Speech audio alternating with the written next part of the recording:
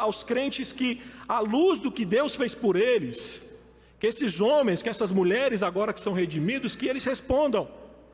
Esse verbo rogar é um verbo que sempre que aparece no Novo Testamento aponta para incentivar o cumprimento de algum objetivo. Então nesse caso aqui o objetivo a ser cumprido era dar algo a Deus de forma voluntária. E dentro do contexto da carta, a resposta seria uma forma de culto prestado ao Senhor. Só que o que é sublime nessa ideia de Paulo convocar os crentes é que ele vai nos mostrar que esse chamado a cultuar a Deus tem como base teológica, tem como motivação os atos misericordiosos de Deus revelado e manifestado em Cristo em favor dos homens. Aquilo que ele descreve nos capítulos anteriores, ele vai dizer, isso é a base, isso é a motivação dos crentes de fato cultuarem. Meus queridos, na verdade, todo o nosso viver como cristão deve ser e é em resposta à misericórdia de Deus.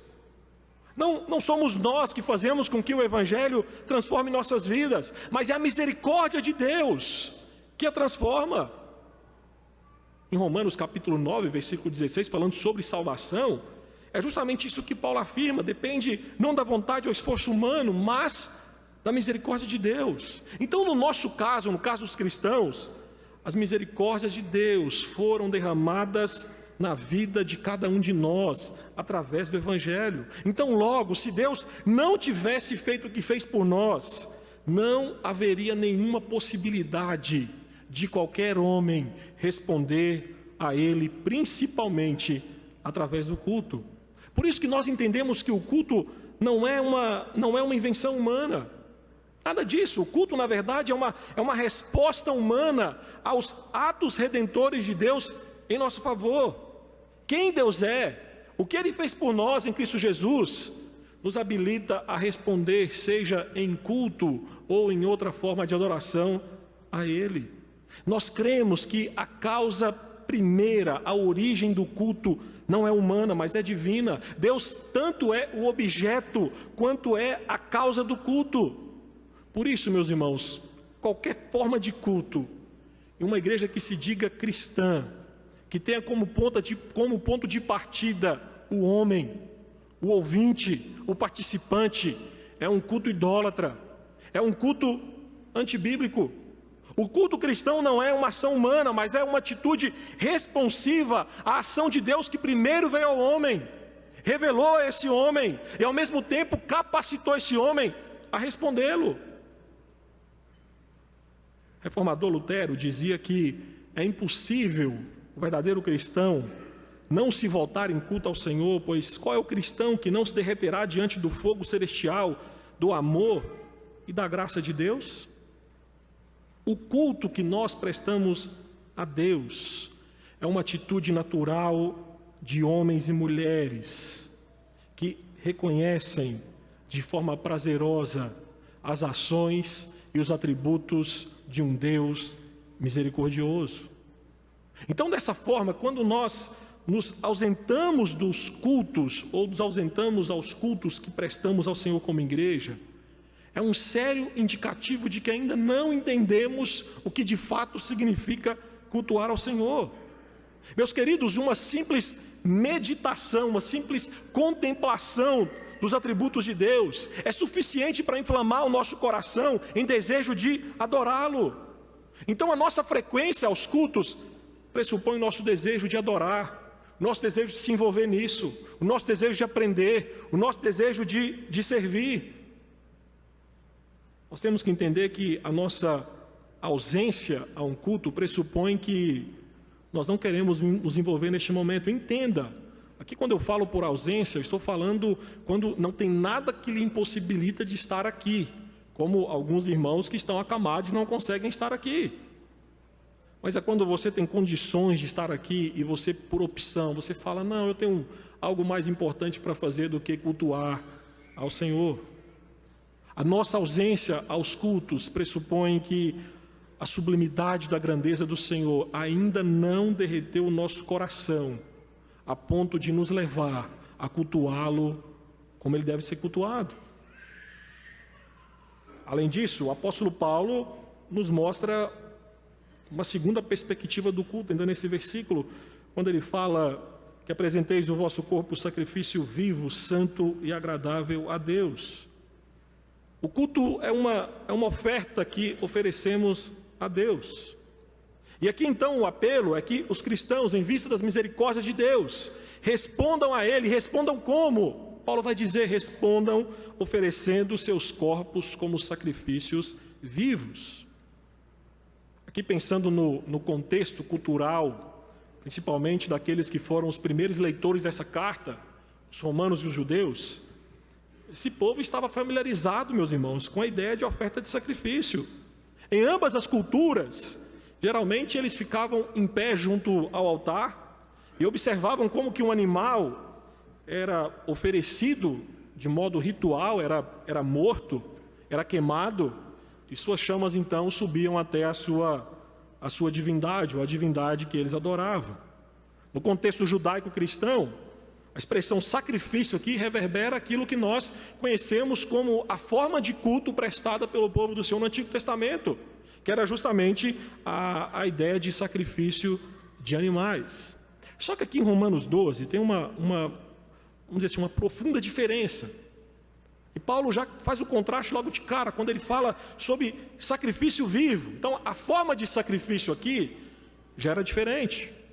No Antigo Testamento, você se lembra que os animais eram levados vivos até o altar, mas quando era oferecido, o era através da sua morte. Então, o sacrifício vivo aqui é um paradoxo, porque os nossos corpos devem ser apresentados como aqueles animais, mas não como eles para serem mortos, mas para viver.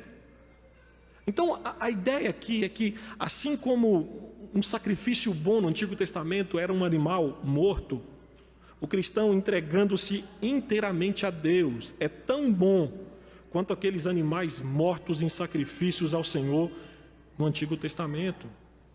E quando Paulo sugere isso aqui, queridos, sugerir que eles fossem como um animal oferecido em um altar, era algo impactante, porque aqui apontava para uma ideia de devoção total.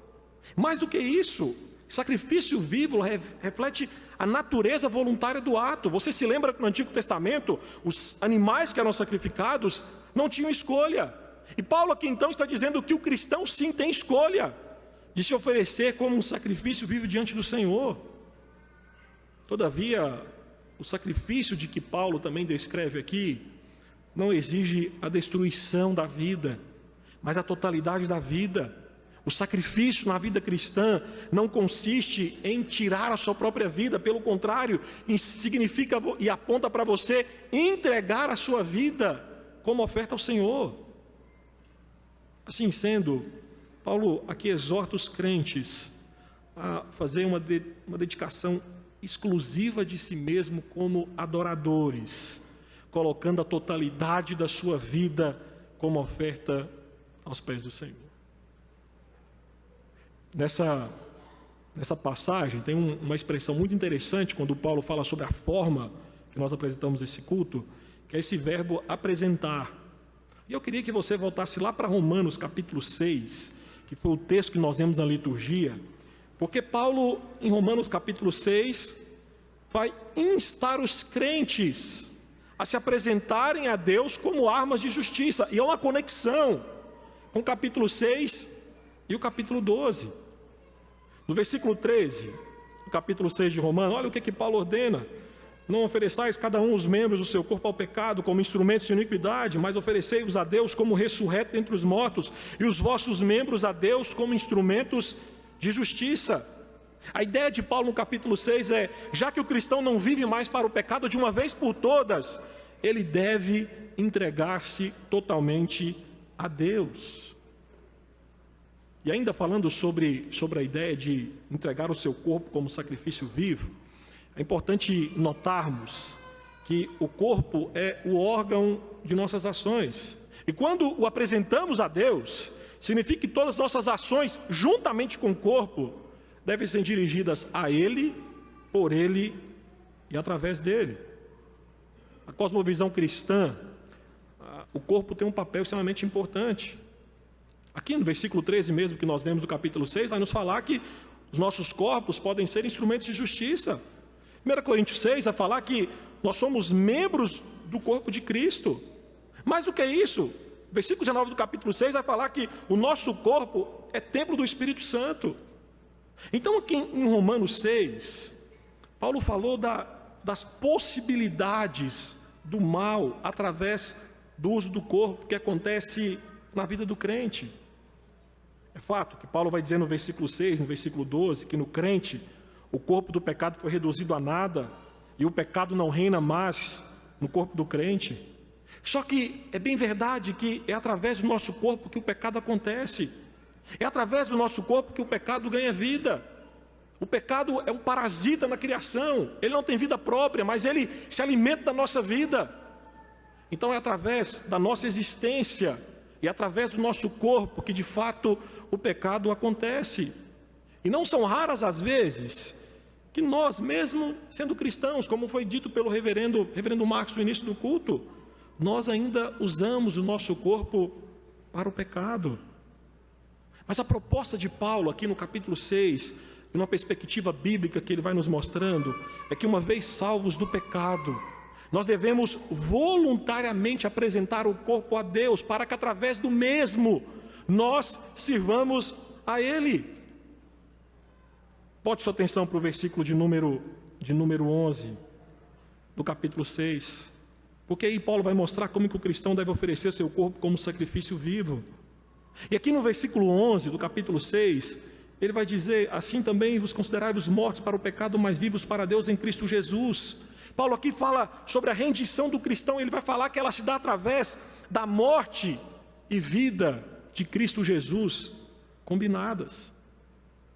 Versículo 6, ainda do capítulo 6, Paulo vai nos falar que a morte sacrificial de Cristo, e aqui ele tem à mente a crucificação, é que de fato faz com que nós tenhamos condições de oferecer o nosso corpo como sacrifício vivo. E ele diz: sabemos que a nossa velha natureza humana foi crucificada com Cristo, para que o pecado não tivesse mais poder sobre a nossa vida e deixássemos de ser escravos dele.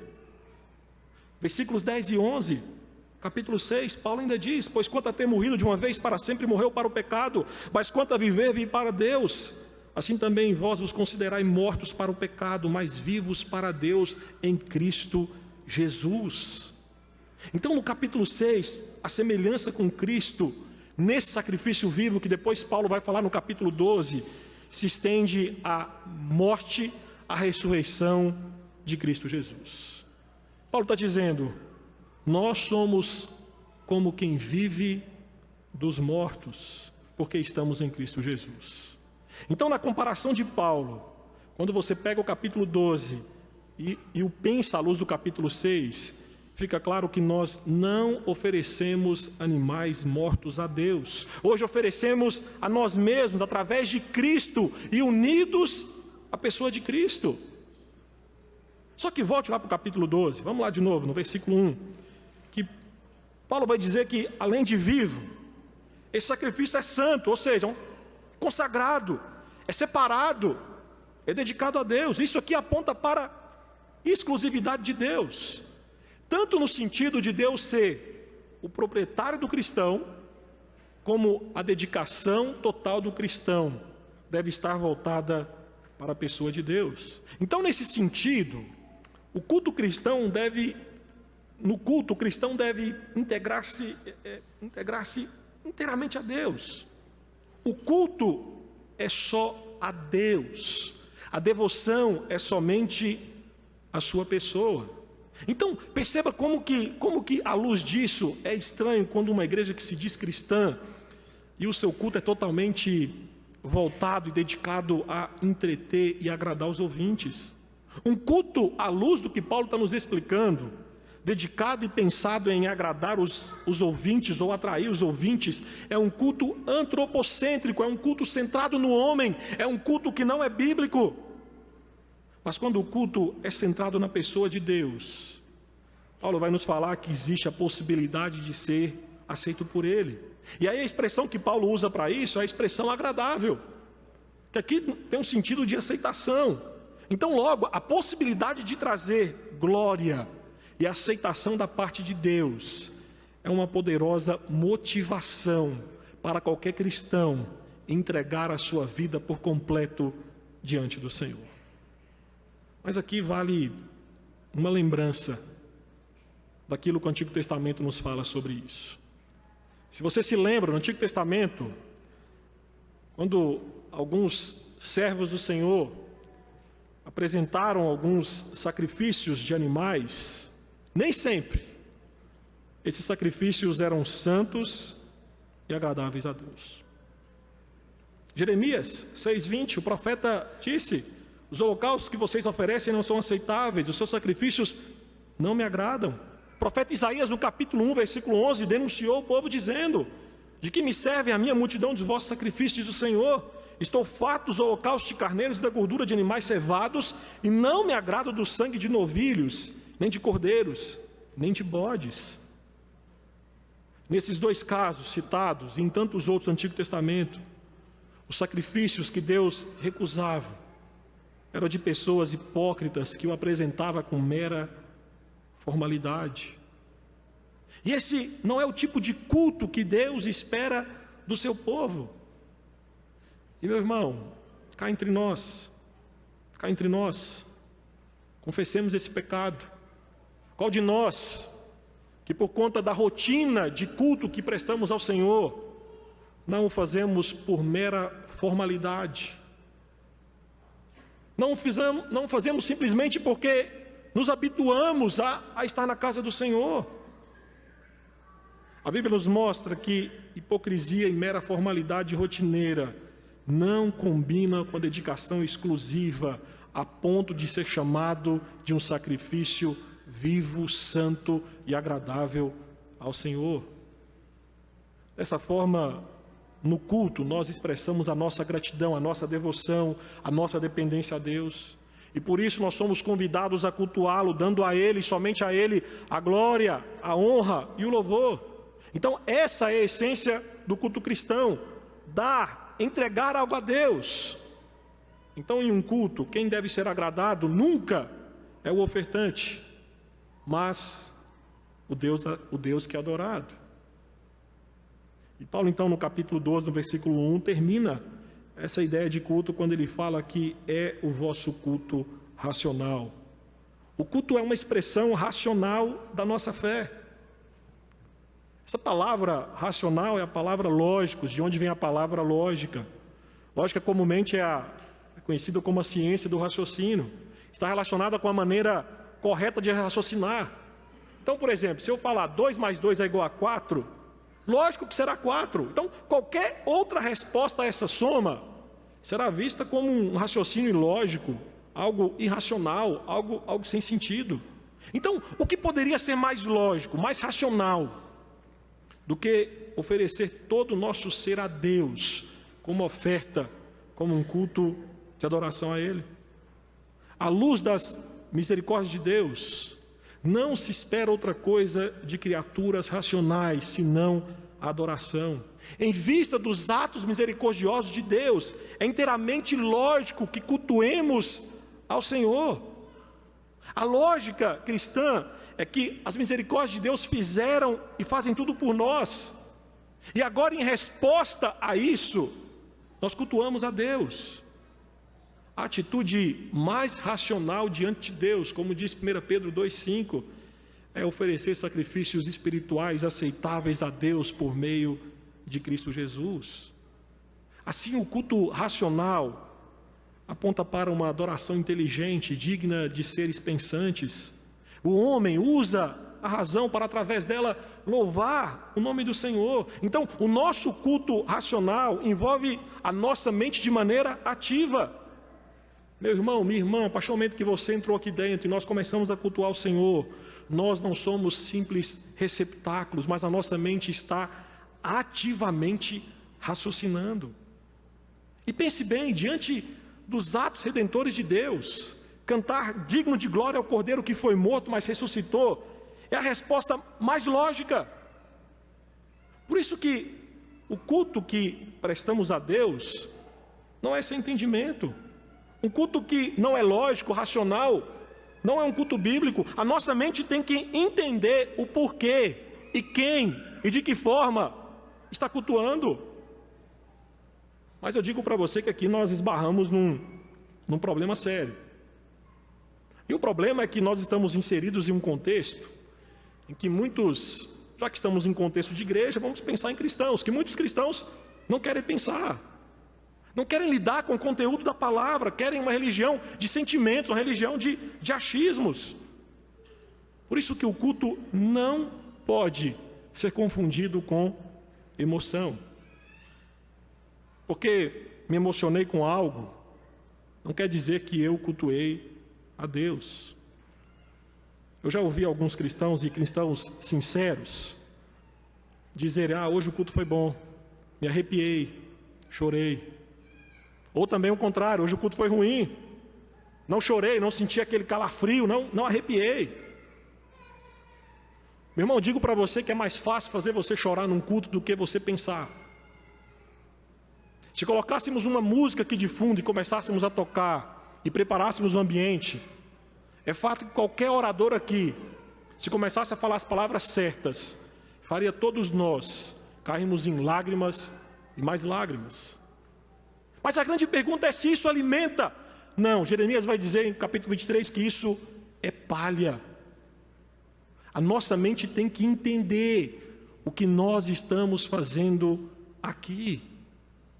E não é à toa que Robert Godfrey afirmou que numa cultura anti-intelectual e pragmática, irá parecer mais apropriada as formas de culto que mais apelam às emoções do que à mente. Mas deixa eu fazer uma observação aqui importante. É verdade que o nosso culto é racional, mas isso não implica em ser destituído de emoção e sentimentos. Entenda que o culto cristão não começa pela emoção destituída da razão. Não, o culto cristão leva-nos a pensar e depois chorar. A lógica não é nos emocionar para depois entender, porque quando nós estamos chorando, é verdade que a nossa emoção faz com que o nosso entendimento seja prejudicado. Mas a lógica cristã é que antes nos emocionamos, porque pela graça de Deus entendemos o que Deus disse e o que Deus fez através de Cristo Jesus. Por isso que a apatia, a indiferença por parte daqueles que conhecem o Evangelho para com o Evangelho, no que diz respeito ao culto, é uma resposta totalmente irracional. Prestar um culto a Deus de forma fria, de forma calculista, de forma rotineira, Paulo está nos mostrando que é algo irracional, é algo ilógico.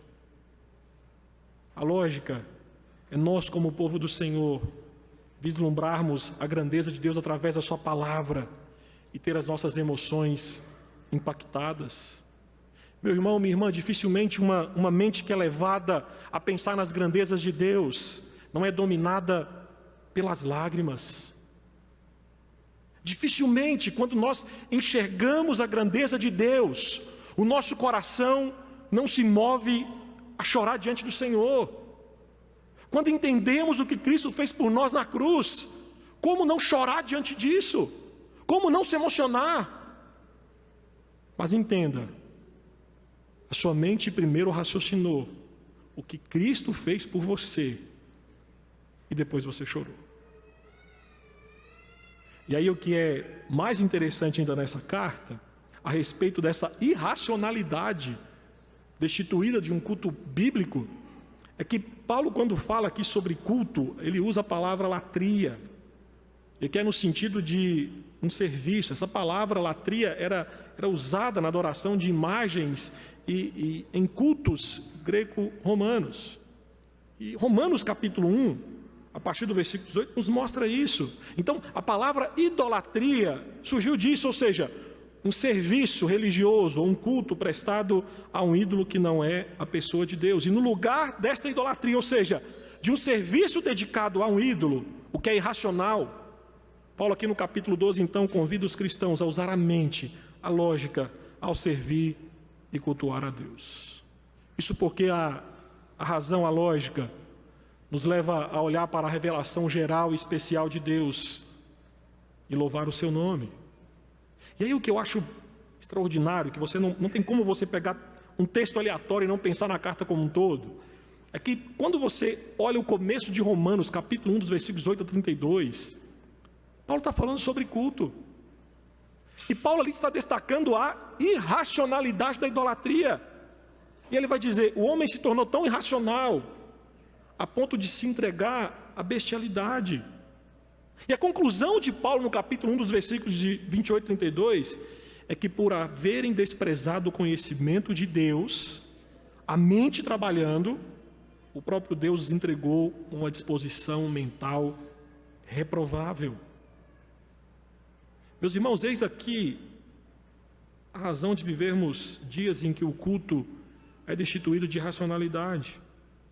Eis a razão porque convivemos com homens caídos em pecado, que cultuam a Deus de forma totalmente irracional. Pensam que adoram a Deus, mas não adoram. Eu quero partir para a conclusão desse sermão, pensando em algumas implicações desse texto para nós, especificamente na ideia de culto. A primeira implicação desse texto é que levemos a sério o ato de cultuar ao Senhor. Levemos a sério aquilo que fazemos costumeiramente.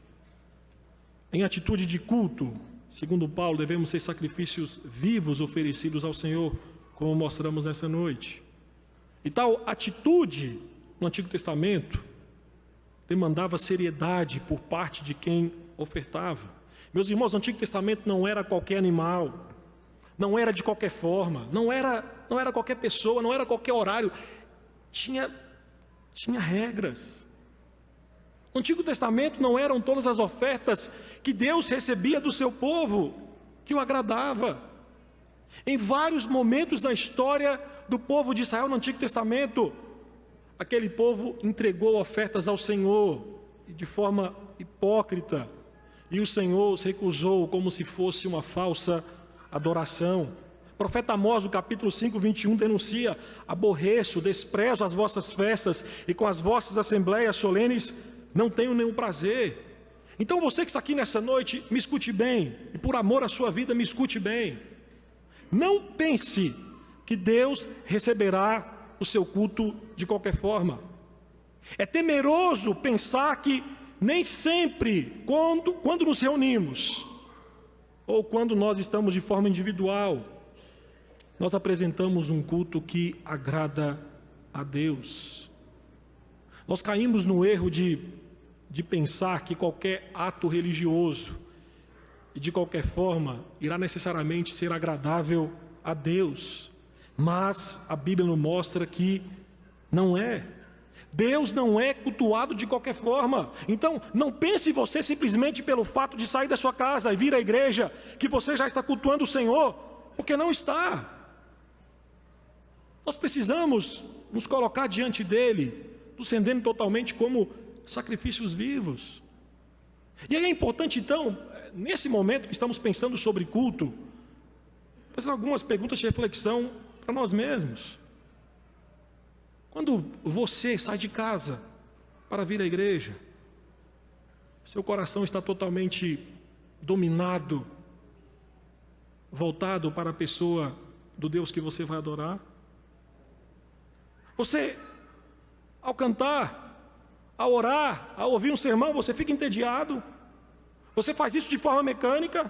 Ou não? Existe júbilo no seu coração, existe alegria no seu rosto, que é um reflexo daquilo que há na sua alma?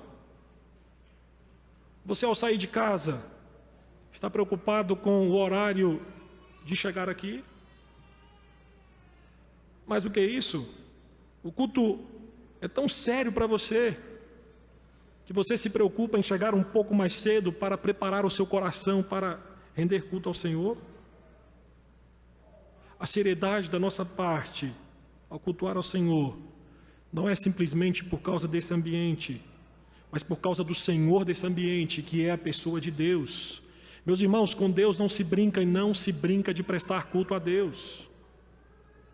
O culto é o momento mais sublime da vida da igreja, semana após semana. Por isso, nós não podemos brincar com aquilo que caracteriza a igreja, não só hoje, mas pela eternidade. Nós iremos adorar o Senhor para todos sempre. Então nós não podemos brincar com aquilo que nós fazemos domingo após domingo. Eu me lembro que uma das igrejas por onde passei pastoreando, tinha um grupo de jovens que todo domingo de manhã ou chegava atrasado ou quando chegava dormia durante o culto. Escola dominical acabado, culto à noite acabado. Cochilava, dormia, e você via que não existia a mínima empolgação deles em cultuar o Senhor. E numa pesquisa rápida eu descobri que aqueles miseráveis pecadores se reuniam todo sábado e ficavam até 3, 4 da manhã assistindo o UFC. Não tinha como no domingo estar bem para cultuar o Senhor. Você sabe, uma noite mal dormida, como que você trabalha no outro dia? Você sabe muito bem, sua concentração diminui.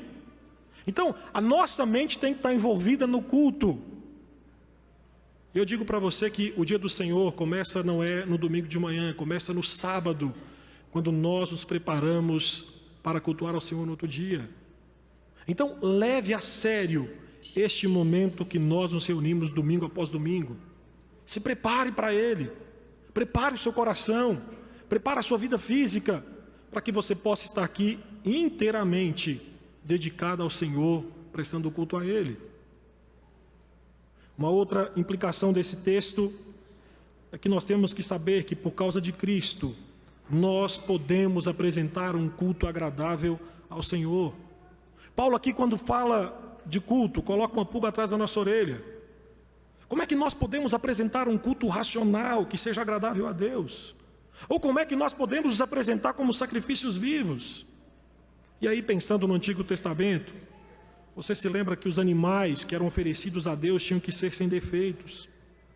E meus irmãos, por nós mesmos, nós jamais seremos sem defeitos. Existia outra coisa ainda, aqueles animais que eram sacrificados, que eram oferecidos, eram mortos. E Paulo disse que nós somos sacrifícios vivos. Eis aqui que entra o nosso substituto, Jesus Cristo. Ele se fez sacrifício em nosso lugar. Ele tomou sobre si os nossos pecados e através dele nós podemos nos apresentar a Deus como um sacrifício santo e agradável. A morte do Cordeiro de Deus, que tira o pecado do mundo, varreu todas as vítimas mortas do altar de Deus, para colocar em seu local, em seu lugar, os redimidos como sacrifícios vivos. Aquele que se fez pecado em nosso lugar, espera que o seu povo redimido, em gratidão em seus corações, motivados por amor a Cristo, adorem ao Deus triuno. Cristo, num sentido último, deu não de si mesmo, Ele deu a si mesmo, Ele se deu por nós, e nós devemos responder a isso, rendendo-nos completamente a Ele. Obviamente que nós não podemos nos doar a Cristo do mesmo modo que Ele se doou por nós. Ele deu a si mesmo para nos redimir, mas nós devemos nos entregarmos a Ele em gratidão e serviço. Assim, em Cristo, nós somos habilitados a cultuar a Deus de forma santa, de forma perfeita e de forma agradável. Meus irmãos, para pensar que enquanto cultuamos aqui, as nossas imperfeições são corrigidas por Cristo e levadas até a presença de Deus. Cristo é tanto o nosso substituto como é o nosso mediador, ou seja, nós podemos oferecer um culto a Deus por intermédio de Cristo. Hebreus vai nos dizer que Ele foi o nosso precursor na presença de Deus. E o capítulo 21 da nossa confissão de fé, que fala sobre culto, nos ensina sobre isso, que o culto religioso é prestado somente a Deus Pai, Filho e Espírito Santo, e somente a Ele, pela mediação de Cristo Jesus. Cristo nos substituiu e Cristo hoje se faz o nosso mediador para ter algo da nossa parte, prestar-lhe culto. Hoje, em Cristo, nós somos habilitados a cultuar a Deus, nos oferecendo como sacrifício vivo, santo e agradável de Deus. Mas aqui eu digo para você que nós esbarramos em outro problema. Uma coisa é o que se espera de nós, e a outra é que nem sempre estamos dispostos a entregar o que se espera de nós. Sacrifício vivo aponta para a entrega total, para a devoção completa. E o problema é que nós queremos sempre preservar alguma parte de nós mesmos. É fato que dificilmente nós o cultuamos e nos rendemos completamente a Ele. Isso começa por aquilo que falei no início do sermão, a ideia de querer agradar o homem, agradar o visitante, ou algo do tipo. Meu irmão, saia aqui dessa noite sabendo que o culto não tem que agradar homem algum. Um culto que tem como motivação principal glorificar o visitante. Você é muito importante, mas o culto não é para você. Se o culto tiver como motivação agradar quem canta, o culto não é para você. O culto tem que ter como motivação a pessoa de Deus. Por isso, rendamos aos pés de Cristo as nossas preferências pessoais, os nossos gostos musicais, as nossas predileções de pregadores, e de forma lógica, cultuemos a Deus. E a última implicação, e aqui eu concluo o sermão nessa noite. Meus irmãos, preservemos o desejo de cultuar a Deus. Paulo nos mostra que a atitude racional, lógica, correta dos cristãos diante das grandezas de Deus é cultuá-lo. John Payne contou um dos seus escritos, relatou uma história que ele teve em seu ministério, e ele dizia que tinha uma irmã, uma idosa, que tinha dificuldades de locomoção por conta de uma artrite crônica. Só que apesar da condição debilitada dessa irmã, ela fielmente comparecia aos cultos matutinos e vespertinos no dia do Senhor. Mesmo morando a uma distância longa da igreja, aquela irmã de manhã e tarde, ela ia e ela voltava. E aí um irmão, vendo aquilo, de certa forma constrangido por ver a ação daquela irmã debilitada, perguntou: olha, o que te leva a vir todo domingo aqui dessa forma, mesmo estando debilitada? E ela disse: é porque meu coração chega primeiro na igreja e minhas pernas apenas o seguem. Meus queridos irmãos, não são raras as vezes que nossas pernas nos carregam até o culto, mas o nosso coração não vem com ele. Às vezes nosso coração fica em casa, fica no trabalho, ou quem sabe preso em algum pecado não confessado. Muitas vezes o nosso semblante na hora dos cânticos, das orações, do sermão, denuncia claramente que nós não queríamos estar aqui. Pior ainda, em muitos casos, nem o coração, nem as pernas, nem o corpo aparece por aqui. Fica em casa, vai a algum parque, vai ao cinema, vai ao estádio de futebol. É triste, é lamentável ver que muitos cristãos trocam o culto dominical por qualquer outra coisa deste mundo passageiro. Entendam uma coisa: o domingo não é nosso. O domingo é do Senhor. Não é nosso dia, não é reservado para nós. É reservado por Ele, para que como igreja venhamos nos reunir e o cultuar. E digo para você que esse aqui é um dos grandes motivos de frieza espiritual de muitas igrejas. É a ausência sistemática de muitos membros no que diz respeito ao culto que é prestado ao Senhor. Então me escute nessa noite, você que... Eu não gosto de usar esse termo turista, porque eu entendo que você como cristão, você não pode ser chamado assim. Mas pense que a sua ausência aos cultos dominicais trazem sérios prejuízos à sua vida espiritual. Se não fosse, Hebreus não nos exortaria a não deixarmos de congregar como é costume de alguns. Pior ainda, a sua ausência afeta não só a sua vida espiritual, mas afeta o corpo ao qual você faz parte.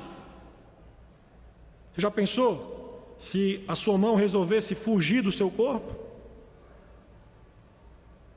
Não afetaria a sua vida? A perspectiva de igreja é que nós somos membros de um corpo, e quando um membro se ausenta sistematicamente daquilo que prestamos domingo após domingo, isso afeta não só a sua vida, mas a vida também da igreja ao qual você faz parte. Por isso, nessa noite, a minha oração é para que nós nunca percamos o desejo de cultuar ao Senhor. Meus irmãos, que tenhamos alegria em vir sua casa, nesta igreja ou em outra, para cultuá-lo. Que tenhamos temor de nos ausentar dos cultos públicos, porque assim estamos nos ausentando de um dever e responsabilidade de entregar nosso culto ao Senhor. Se esse é o seu problema, se você tem se ausentado sistematicamente dos cultos ao Senhor, confesse seu pecado ao Senhor, corrija e volte a cultuar sistematicamente o mais rápido possível. A minha oração é que as nossas pernas apenas acompanhem o nosso coração, que já estará na igreja cultuando ao Senhor primeiro, e que todas as vezes que nos reunirmos em culto, que a nossa alma possa dizer: eis-me, ó Salvador, aqui, corpo e alma oferto a Ti, servo inútil, sem valor, mas pertenço ao meu Senhor. São palavras da primeira estrofe do hino 225, dedicação pessoal. E é isso que nós vamos cantar agora, em resposta àquilo que nós ouvimos nessa noite. Fiquemos em pé.